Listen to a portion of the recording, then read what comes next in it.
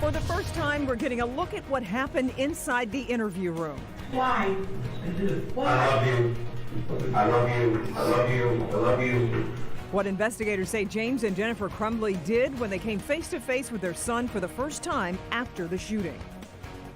And that video played out during yet another intense day inside the courtroom. In addition to that video, we heard testimony from a school counselor about that fateful meeting that happened shortly before the shooting. Let's get to Sean Lay live in Pontiac. Investigators seemed very surprised about what happened in the interview room. Sean.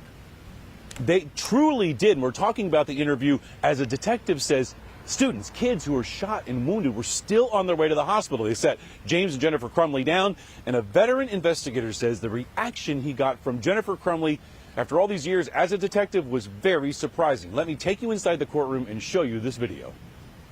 Like, he's just a kid. Like, he doesn't do anything. He doesn't get in trouble at school. In the ball cap and green shirt in the middle of your screen is James Crumbley. To his right is Jennifer Crumbley. This is Oakland County Sheriff's Office video of sheriff's investigators sitting down with the Crumbleys after the Oxford school shooting. One investigator tells them that victims are still being taken to the hospital as they speak. The shooting had just happened. Jennifer Crumbley at first not talking about her son. She had just learned that he was the shooter, but she defends herself right away.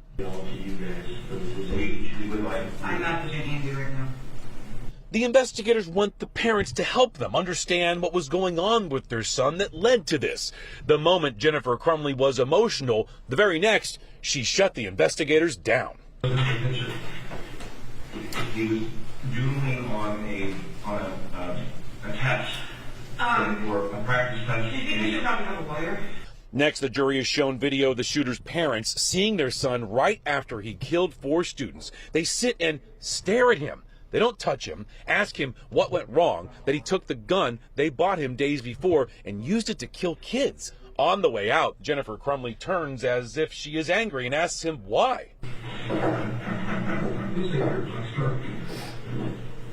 Why? I love you. I love you. I love you. Back here live again. That's the first time we've seen that video. And you hear James Crumbley telling his son, we love you, we love you, we love you. They're taken into the interview room.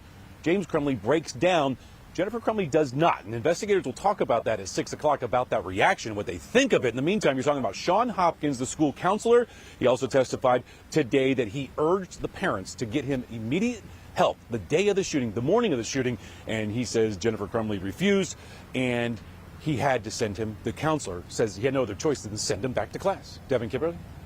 All right, Sean. Boy, so much to digest here. We will have more coming up at 6. We'll see you then. Now, ahead at 5:30, our Kristen McDonald is in to break down the big takeaways from today's testimony, including what Jennifer Crumbley told the judge about the Facebook messages she sent her husband and why the defense attorney, seen here, had to apologize to the jury and the families of the victims. That's at 5:30.